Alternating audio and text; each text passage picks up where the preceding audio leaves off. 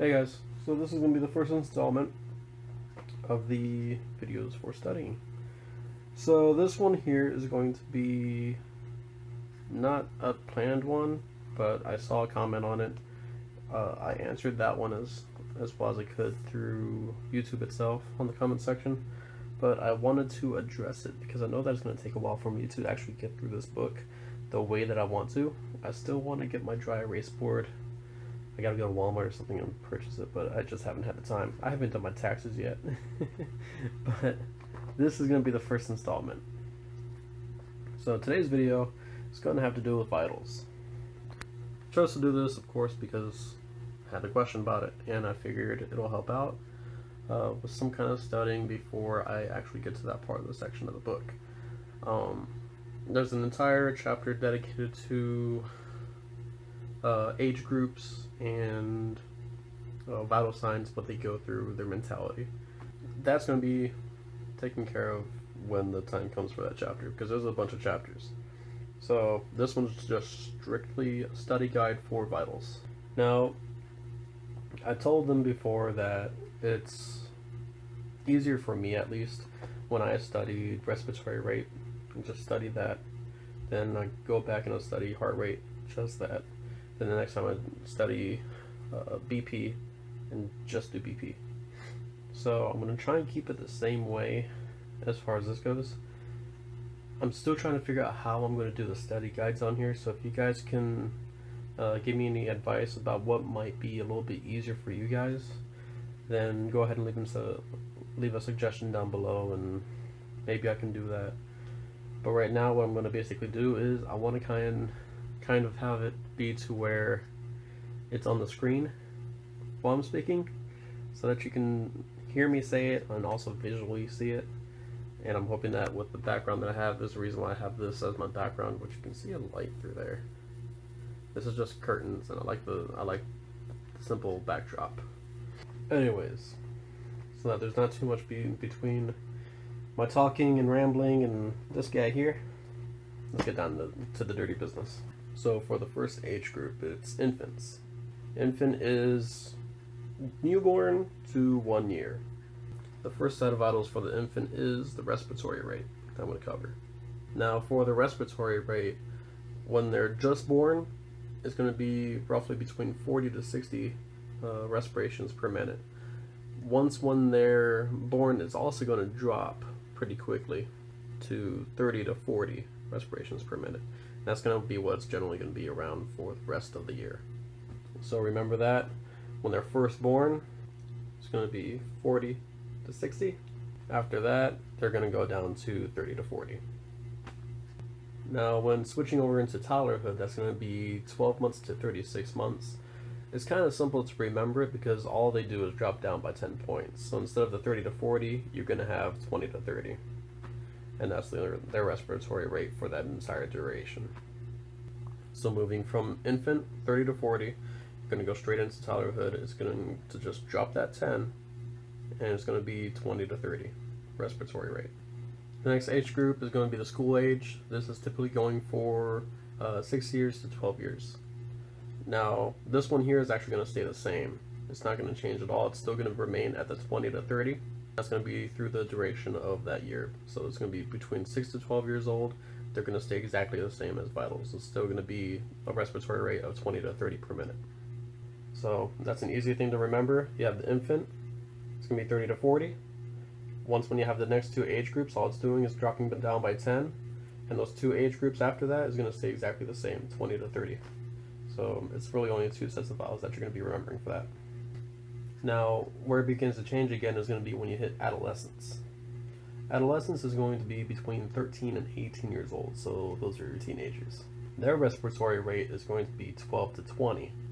12 to 20 is pretty much the backbone of what you're going to be going by.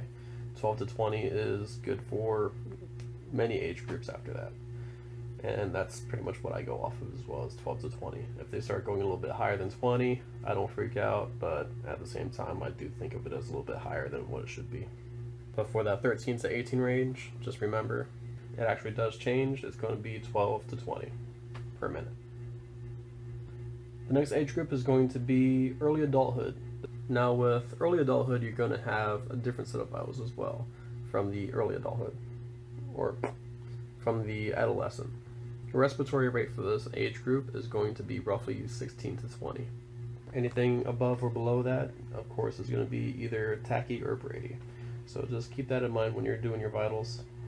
It isn't uncommon for me to run into a patient with 14. It's just what it is. Everybody has a different respiratory rate. Mine, I think, typically runs around 18. But once again, for early adulthood, it will be 16 to 20. For the next groups, you're going to have middle adulthood and late adulthood. Typically for these, they're going to be roughly the same as the early adulthood. You're going to have them at the same standards, even the book doesn't list anything extra as far as the vitals range for it. So I'm not going to give you an actual range. I'm going strictly by the book that I have. So for the next two ranges, just remain 16 to 20. Now is the time, if you want, you can keep going back over and over for respiratory rate and just get those into your head. So if you want, you can check your time now and just go back and watch back over, and you can just start getting it mentally into your head, or however else you want to do it. If you want to just go through the entire video, that's fine. Try and find a good way for it to benefit you. The next set of vitals I'm going to go through is going to be heart rate. Now, heart rate for infants is going to be a little bit higher than what you're usually used to seeing. Some people, they'll forget the actual range and they'll be like freaking out when they see it. But just don't freak out. Just think smaller bodies. Now, the heart rate for an infant is going to range between 140 to 160 per minute. Wow, right there. That heart rate is going to be maintained throughout that first year. Now, when you finish that first year and they enter into toddlerhood, it's going to change up pretty drastically. It's actually going to turn the heart rate into 80 to 130. That's a huge change, but you got to remember they are rapidly growing at this age range. So, expect the change. Now, toddlerhood ranges between the 12 to 36 month line, so that's how long it's going to remain at that range. When they get back to the school age, which is this range here, the heart rate will go to 70 to 110 per minute. The next age group is going to be adolescents. So after the 6 to 12, you're going to get into the adolescent age, which is 13 to 18 years of age. Now, the heart rate's going to lower a little bit more into the normal range for an adult. It's going to be between 55 and 105 beats per minute. When you get into the next stage for early adulthood, it's going to actually go up a little bit. You're going to be looking for them to be averaging around 70 beats per minute. That's going to range between the 19 to 40 years of age. So between that, you have to average around 70. Typically, I'll be going between 70 to 90. So if they start going a little bit higher than 90, I'm going to note that. I'm going to make sure that I watch it. Same thing for if they drop below 70, I'm a little bit lenient because my company's policy is a little bit different. They say 60 and lower is where you have to worry. So when they start getting closer to 60, I start noting that as well. But the age range in the book is going to be an average of 70. And once again, for middle and late adulthood, pretty much gauged off of the early adulthood as well. So keep that in mind. This is also another chance for you guys to pause and go back to your time mark. When you do that, you can study throughout the entire thing if you want, or if you want, you can go and follow along with the next one. The next up vital is going to be blood pressure.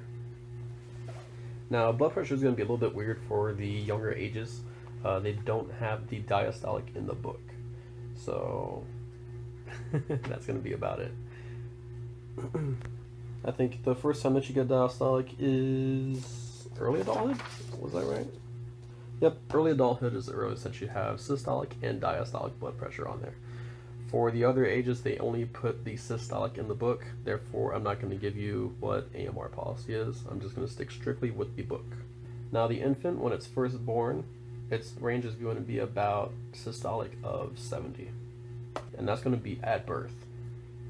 When it starts getting closer to the 1 year mark, it's going to go up. It's going to go up to a max of 90. So just remember that. When it's newborn, it's going to be 70. When it's reaching the 1 year mark, it's going to go to 90. And that is your systolic blood pressure. Now, when you get back into the toddlerhood area, this is when it's going to be going between 70 to 100 for systolic blood pressure. Once again, it's not going to have any diastolic. It's just going to be systolic in the book. Now, when you get into the school age, the heart rate's going to go up a little bit more. the heart rate's actually going to be 70 to 110 mmHg. Once again, this is only going to be the systolic. It's not going to have diastolic in the book. Moving on to adolescence, your systolic blood pressure is going to move to the 80 to 120 range. So you're getting a little bit closer to the norm.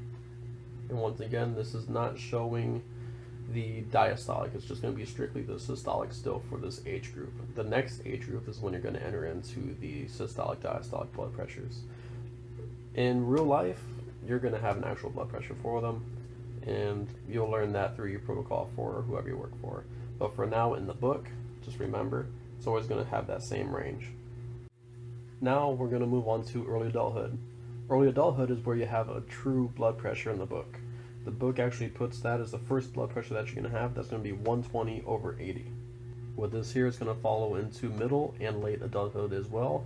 That's going to be pretty much the backbone of your blood pressures for all three of those age groups. So for the book, make sure that it's going to be 120 over 80. Once when you're actually out in the field, it can vary depending on the department that you're in or the company that you're working for.